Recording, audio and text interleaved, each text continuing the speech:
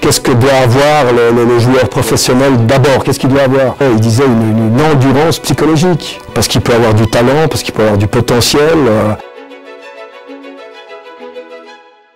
Ravi de vous retrouver ici chez vous à Carouge, un club où vous avez passé de nombreuses années. Est-ce que vous pourrez nous relater votre parcours footballistique? Tout d'abord, j'ai une formation de maître d'éducation physique. Donc pour moi, l'éducation, c'était très important. J'ai joué au foot. Forcément, après, j'ai rapidement entraîné des jeunes au Grand Nancy, parce que je jouais en première ligue au Grand Nancy. Puis j'ai pris la fonction d'éducateur de jeunes où j'ai suivi une volée pendant 4 ans. Ça m'a plu. En parallèle, je faisais mes études de prof de gym. Donc tout était un petit peu forcément lié. Et puis, chemin faisant, j'ai entraîné dans des autres clubs des jeunes talentueux. Pour boucler un petit peu la boucle au Grand Nancy, on m'a demandé de reprendre la première équipe. Donc c'était le premier passage vers l'entraînement, je dirais, adulte.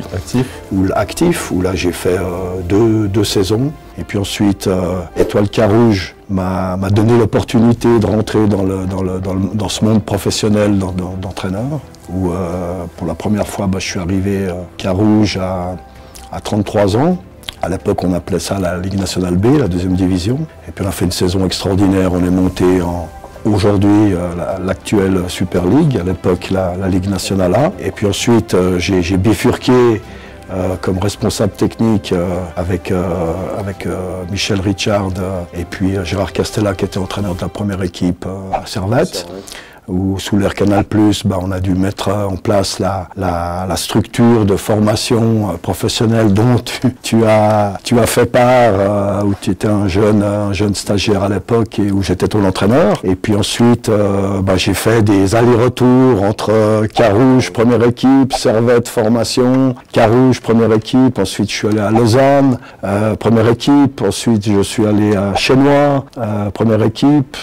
Et puis, deux passages de responsable technique, encore une fois à Servette, et puis à Team Vaux pour le Lausanne Sport, pour toute la formation du partenariat Team Vaux. Et puis ensuite, j'ai un peu bouclé la boucle avec un retour, je dirais un dernier retour, les 2 dernières saisons avec Étoile Carouge. Et puis là maintenant, ma fonction, c'est chef foot-éco de la région de la Suisse romande, pour le compte de l'association suisse de football. Et comment vous êtes arrivé à ce poste-là de chef foot-éco? Disons que j'étais en fin de contrat avec Étoile Carouge. Et puis il y a un poste qui s'est libéré. En fait, il y avait 50% qui se sont libérés. Yves Desbonheur et Michel Morat avaient cette fonction la saison passée. Et puis l'ASF, par l'intermédiaire de son chef du développement des jeunes, Marc Tiguer, ils ont décidé de faire un poste à 100%. J'ai postulé et puis j'ai eu la chance d'être pris. C'était une volonté de briguer ce poste-là par rapport à toujours ce côté formateur? Oui, je pense que le naturel est revenu un petit peu au galop. Le cursus de ma carrière a fait qu'à un moment donné, il y a eu cette opportunité. Je pensais que c'était une occasion à saisir, puisque je revenais à mes premiers amours, en fait. Et c'est vrai qu'avec tout le parcours en tant que responsable technique, j'ai bien suivi l'évolution de la préformation, de la formation. Et puis c'est clair que cette étape de formation du jeune, qui est le projet foot-éco, elle est extrêmement importante pour la suite logique, je dirais, vers l'orientation du jeune, vers le football d'élite. Quel est le lien maître d'éducation physique? Ça, je savais depuis de nombreuses années, mais quel est le lien que vous avez avec le football? Moi? Oui. Particulièrement moi. Je suis enfant, j'ai fait quelques activités sportives, mais tout de suite du foot, à l'école de foot. J'ai eu la chance d'être dans un club très familial, qui était le FC Grand Nancy à l'époque, qui maintenant, avec la fusion Nancy, Grand Nancy, c'est le Lancy. Et tout de suite, ça m'a plu. Puis j'ai eu la chance d'aller rapidement en première équipe de ce club. Donc forcément, à l'époque, les joueurs de première équipe, comme moi j'étais un gamin du club, ils sont tout de suite sollicités pour aller donner un coup de main dans l'école de foot. Ça coïncidait aussi avec mon envie de trouver un job dans la formation. Et puis en parallèle, quand je me suis lancé avec Pierre Abriel, qui était un joueur qui était un ami, qui jouait avec moi en première équipe du Grand Nancy, quand le club nous a demandé de prendre une petite équipe de juniorés, on a saisi l'occasion. Et puis j'ai suivi pendant 4 ans cette formation-là, cette équipe-là, et ça m'a énormément plu. J'ai beaucoup appris, j'ai vu le développement du jeune aussi à cet âge-là. Ça coïncidait aussi avec les études que je réalisais. Donc tout était d'une logique limpide, et ça m'a beaucoup plu. Et puis j'ai passé mes diplômes, et puis assez rapidement je suis devenu instructeur. J'ai donné aussi des cours de formation d'entraîneur, et puis chemin faisant, avec les opportunités, je suis arrivé dans le monde professionnel de l'entraînement du foot. Et puis Foot Eco, la définition? Alors dans Foot Eco, il y a foot, il y a technique, et puis eco, on peut dire coordination ou cognition, tout ce qui est prise d'information, tout ce qui est apprentissage, je dirais basique du football. Foot Eco, c'est une étape extrêmement importante de l'enfant pour son développement, puisque c'est la préformation, et c'est un peu l'âge d'or de l'apprentissage du jeune. Donc il y a un travail extrêmement précis et important avec une certaine philosophie d'éducation à avoir pour tout mettre en œuvre pour le développement du potentiel du jeune. Foot Eco, c'est aussi une réflexion de l'ASF qui à un moment donné, pour cette catégorie d'âge, s'est posé pas mal de questions. Comment faire pour essayer dans la détection, pas dans le recrutement, dans la détection des potentiels talents, comment faire pour trouver une harmonie entre les clubs d'élite, qui à l'époque, entre guillemets, pillaient un petit peu les clubs du football de base, et toujours un peu des tensions dans toutes les régions entre les clubs phares et puis les clubs, entre guillemets, dits formateurs du football de base. Et puis il y a eu cette idée extraordinaire de Mario Comisetti qui s'est dit que finalement il faudrait faire œuvrer tout le monde ensemble pour le bien du gamin. Donc l'idée c'était de réunir tous les potentiels talents assez rapidement. Au début c'était les moins de 14 ans, puis ensuite on a dit on descend à moins de 13 ans et moins de 14 ans, et puis aujourd'hui Foot Eco c'est 3 années, des moins de 12 au moins de 14, avec l'objectif de très rapidement réunir les potentiels talents dans chaque région. C'est un projet qui est extraordinaire puisque ça se fait dans toute la Suisse de la même manière, en harmonie avec les clubs du football de base, avec les associations cantonales et les clubs phares qui, eux, s'occupent justement de gérer le partenariat pour mettre en place l'organisation du football d'élite des jeunes à partir des moins de 15 ans. Et on a lié ça, c'est une étape de préformation où justement tous ces acteurs-là sont en communion pour le bien du jeune, pour réunir le potentiel talent. En Suisse, on n'a pas beaucoup de licenciés. Si on fait la comparaison à la France, si on fait une comparaison à l'Allemagne, on est un petit pays. Donc on se doit d'être organisé le mieux possible, le plus rapidement possible pour pas perdre un potentiel talent, les réunir et puis donner une orientation des clubs qui s'occupent du football d'élite à ce niveau-là pour que le travail soit fait le mieux possible avec une philosophie qu'on détermine tous ensemble. Comment à la fin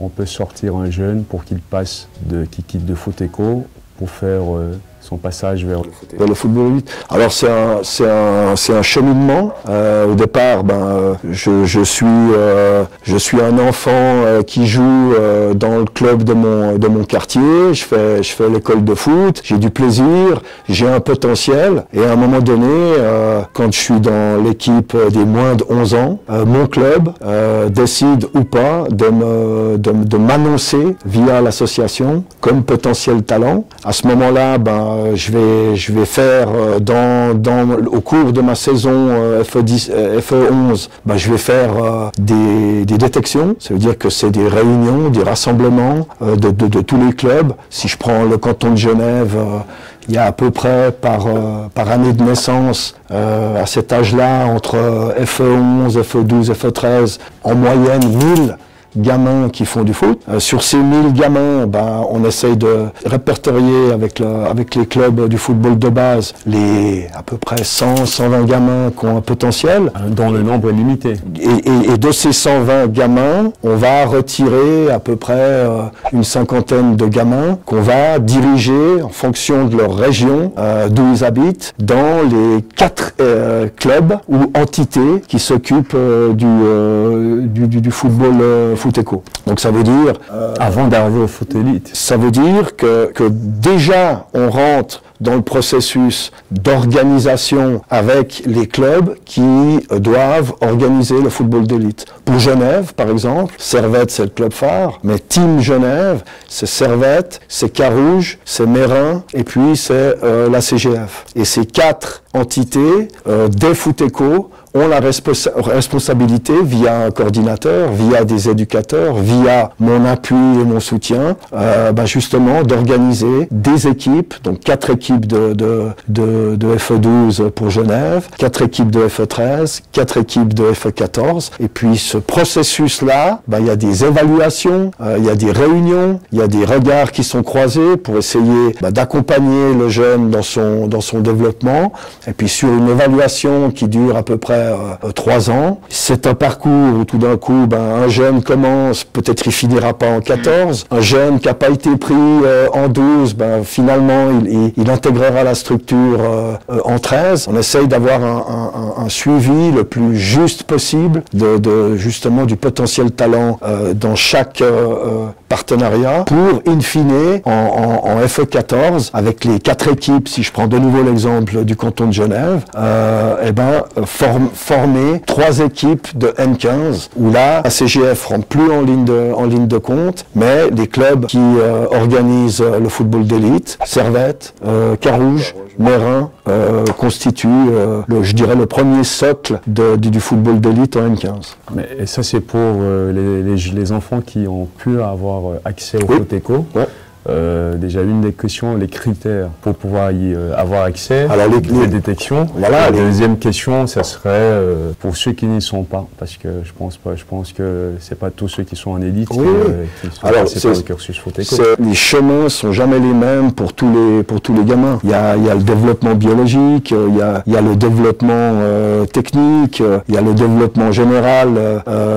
Tous les gamins ne se développent pas à la même vitesse. Donc c'est un travail de titan que les clubs essayent de réaliser pour justement être à l'affût si tout d'un coup un gamin qui a pas passé par foot éco, tout d'un coup il performe dans son club. Et là c'est l'intelligence, c'est le bon sens, la bienveillance des clubs du football de base qui doivent à ce moment-là prendre contact avec les coordinateurs foot éco pour tout d'un coup leur annoncer un jeune qui leur semble-t-il aurait la possibilité de... Est-ce que ça marche toujours comme ça, que je pense les responsables des clubs annoncent ou parfois les collaborateurs aussi peuvent détecter? Alors il y a les responsables de clubs et puis il y a les détecteurs. Il y a des gens qui vont voir les matchs. Il y a un suivi qui est tenu depuis ce recensement de ces 120 gamins. Ils sont pas tous pris, mais ceux qui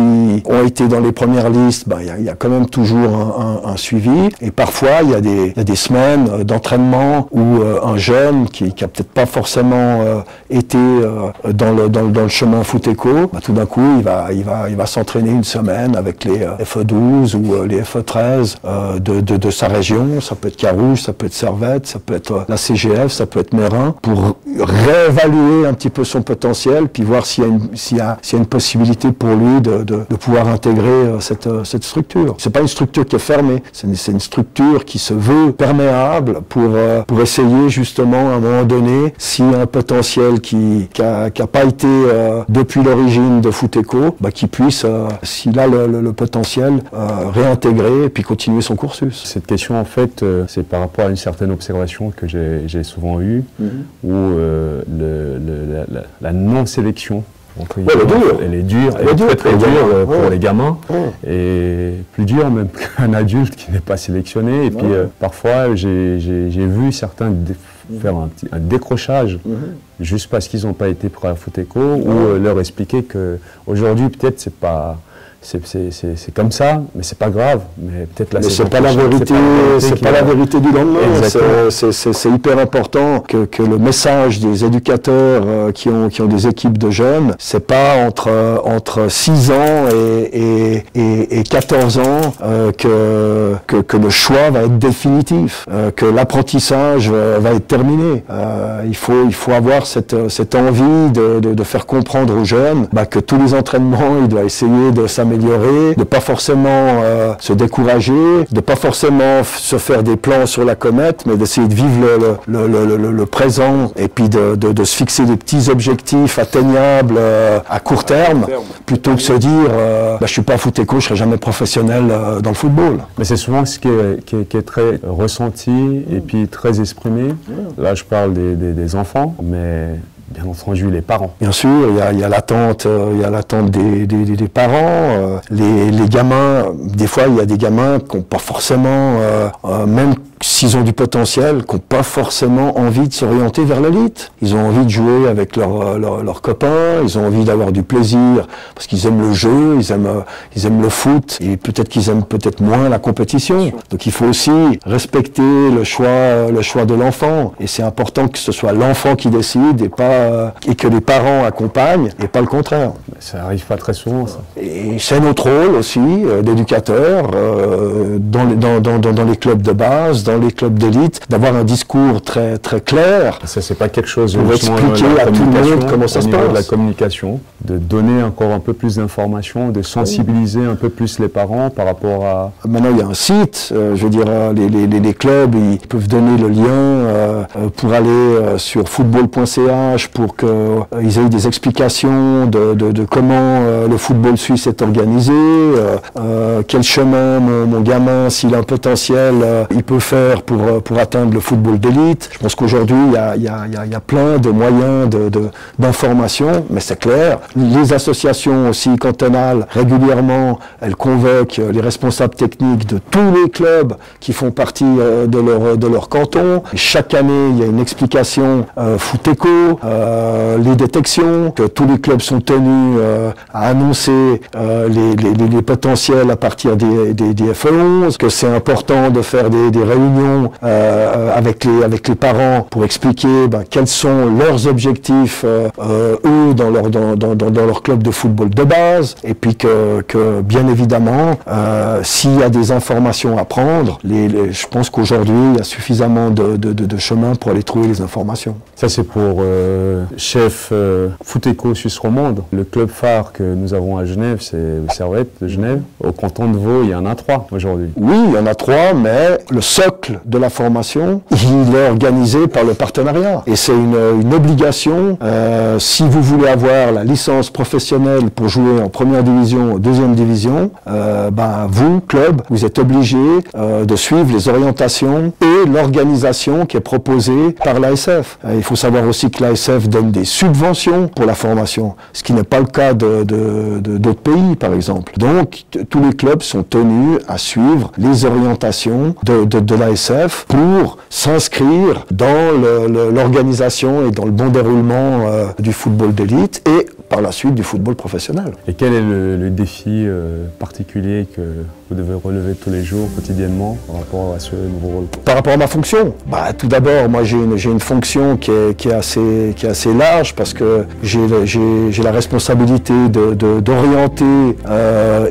d'appuyer, de soutenir ce qu'on aimerait que les clubs fassent à ce niveau Foot-Eco. Donc il y a le suivi des entraîneurs, je vais voir des entraînements, je discute avec les coordinateurs. Chaque partenariat a un coordinateur Foot-Eco qui est en relation avec moi pour justement s'assurer qu'il y ait une planification assez précise par rapport à ce qu'on veut faire travailler dans les catégories foot-éco. Il y a un suivi justement des entraînements, il y a un suivi aussi de la formation pour être éducateur foot-éco en FE12, FE13, FE14. Il faut avoir à partir des 13, le diplôme B Youth. Donc moi j'ai la responsabilité aussi de l'instruction de ce diplôme. Je suis aussi responsable d'une cellule à Vevey pour le canton de Genève, Vaud, Valais, où à partir des FE14 on commence les présélections pour avoir une vision sur les équipes nationales, parce que l'objectif du football d'élite, l'objectif de subventionner les partenariats de l'ASF, c'est justement de mettre en place les meilleures structures possibles pour, in fine, avoir les meilleurs joueurs en équipe nationale. D'abord de jeunes, et puis pour à la fin du chemin en équipe nationale. L'ancien fonctionnement de structure qui était les sélections. Les sélections cantonales. Oui. On avait la sélection genevoise à l'époque. Oui. Est-ce que c'est le même Alors maintenant, le processus a évolué. Ça veut dire que c'est plus les associations qui font l'organisation des sélections, c'est le partenariat lui-même. Donc ça veut dire que ces sélections, on les a appelées plus sélections cantonales, mais on les a appelées un match de partenariat. Ça veut dire que c'est les responsables du partenariat qui organisent via l'ASF des matchs de partenariat. Alors partenariat Genève contre partenariat Vaud à partir des moins de 13 ans, enfin des FE13, âge foot-éco, et FE14. Et de ces matchs-là et de ces évaluations-là, eh bien, on ressort les potentiels pour les futures équipes nationales qui démarrent au deuxième tour M15 et puis surtout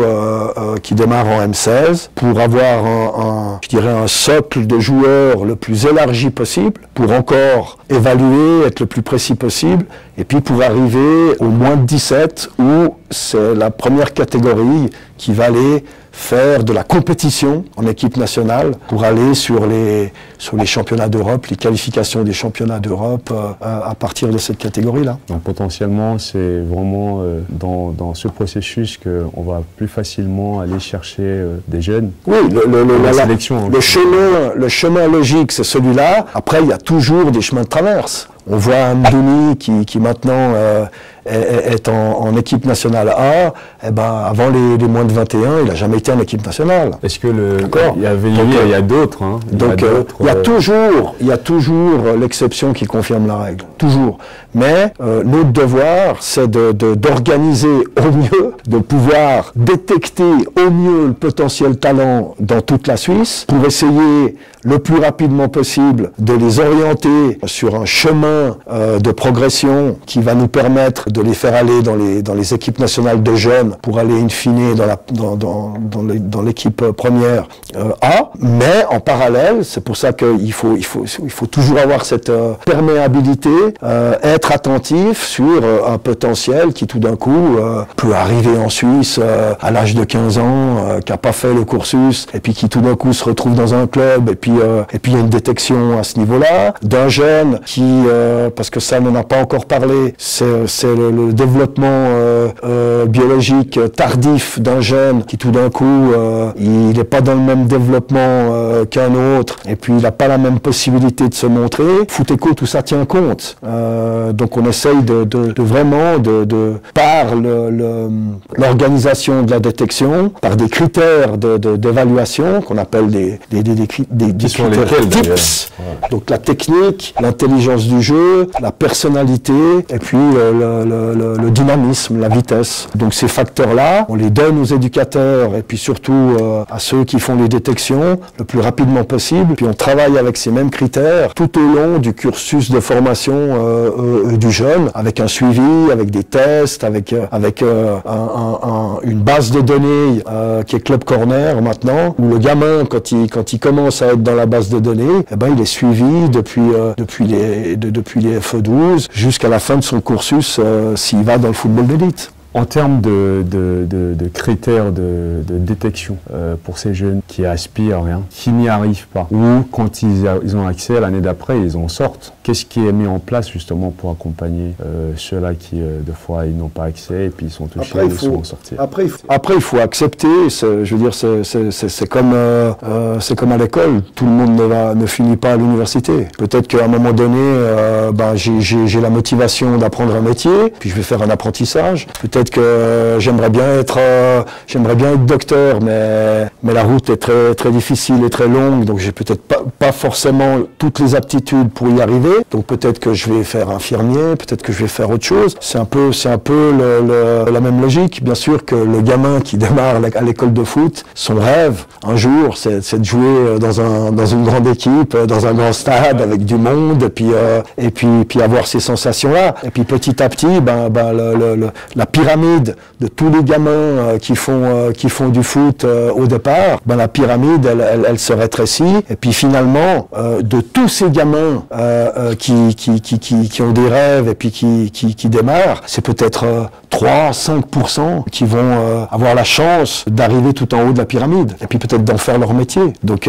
au fil du temps, il y a des étapes qu'on passe pas, et puis qu'en fonction de ces étapes-là, on s'éloigne gentiment du monde professionnel, et puis on fait ça pour son plaisir, ou on fait ça à un bon niveau, en 3e division, en 4e division, en 5e division, quand on devient adulte. Et puis là, les objectifs sont différents. Puis ça en devient un loisir, ça en devient une activité importante pour l'équilibre du jeune citoyen qui va travailler, qui fait du sport, mais c'est plus l'objectif finalement d'aller vers le monde professionnel. Donc c'est normal qu'à un moment donné, pas tout le monde puisse atteindre le haut niveau. Quelle est l'éthique de travail que vous inculquez justement à ces jeunes? Si on reprend un petit peu les dires d'Arsène Wenger qui un jour a répondu à cette question, qu'est-ce que doit avoir le joueur professionnel d'abord, qu'est-ce qu'il doit avoir? Et puis il disait une endurance psychologique. Parce qu'il peut avoir du talent, parce qu'il peut avoir du potentiel, mais le fait de se remettre en question chaque entraînement, chaque semaine, faire un match qu'il doit gagner, c'est un état d'esprit, c'est une mentalité, c'est un environnement qui est très dur, où il y a beaucoup de concurrence. Il disait mes 24 joueurs, je vais en faire jouer 11. Donc le vendredi soir, l'autre moitié de mon contingent, je les mets au chômage. Et puis le lundi, je les rengage pour la semaine d'après, pour savoir s'ils vont être engagés dans le match d'après, ou s'ils continuent à être au chômage le week-end d'après. Donc c'est très particulier comme travail. Donc forcément, l'endurance psychologique, la personnalité, la stabilité justement d'avoir cette motivation de chaque jour être compétitif, c'est quelque chose qui pour lui était le plus important. Au-delà du potentiel que bien évidemment tu dois avoir pour atteindre ce niveau, potentiel technique, potentiel tactique, potentiel physique, mais pour lui le plus important justement c'était cette endurance psychologique tout au long d'une carrière pour assumer cette compétitivité, cette concurrence qu'il y a dans ce métier qui est particulier.